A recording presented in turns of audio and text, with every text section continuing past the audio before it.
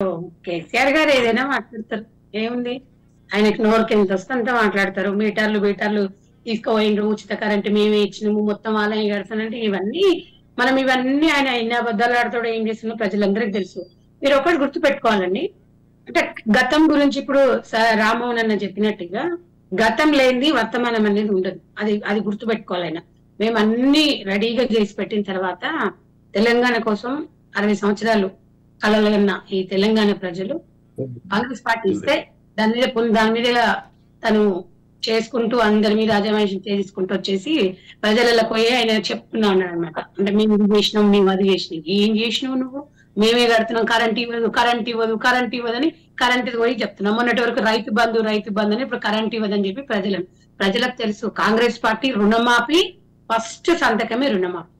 అది అది మర్చిపోయిండ్రు మీరు. ప్రజలను డైవర్ట్ చేయడానికి మేమే ఇస్తున్నా అంటే కేసీఆర్ ఏమన్నా ఇంట్లో ఏమన్నా పెట్టిండా? తయారు చేస్తున్నాడా కరెంట్? ఎవరి సొమ్మది? కరెంట్ అనేది నేను సొంతంగా తయారు చేసి నేనే ఉత్పత్తి చేస్తున్నా అనే విధంగా మాట్లాడుతున్నారు. అప్పుడు వనరులు వేరు, ఇప్పుడు వనరులు వేరు. 20 సంవత్సరాల క్రితం వేరు, 10 సంవత్సరాల క్రితం వేరు, సంవత్సరం క్రితం వేరు.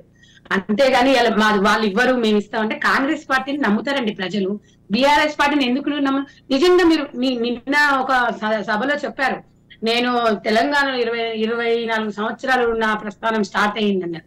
మరి 24 సంవత్సరాలు అయినప్పుడు మరి బీఆర్ఎస్ పార్టీ ఎందుకు పెట్టుకున్నారు? ఇప్పుడు తెలంగాణ కోసమే పుట్టింది కదా తెలంగాణ. సరే ఓకే, మీరు బీఆర్ఎస్ పార్టీ పెట్టుకున్నందుకు మాకు బాధ లేదు. సరే మీరు జాతీయంగా సరే అన్ని దగ్గర మీరు ఎదగాలనుకున్నారు, అది పక్కన పెడితే నిజంగా మీరు తెలంగాణ కోసమే పుట్టిండ్రు, తెలంగాణ తేవడానికే ఉన్నారు కదా, తెలంగాణలో అది చేయడానికి మరి ఇచ్చిన ప్రజల హామీలు ఎక్కడ దొరికిండ్రు? టీఆర్ఎస్ తీసి బీఆర్ఎస్ ఎందుకు పెట్టుకున్నారు అంటే అది ప్రజలకు అర్థం కావట్లేదా? ఎన్ని రోజులు మీరు తెలంగాణకు సెంటిమెంట్ తోని ఆంధ్రులు అని చెప్పేసి సెంటిమెంట్ తోని మీరు తెలంగాణ ప్రజలను మోసం చేస్తారు?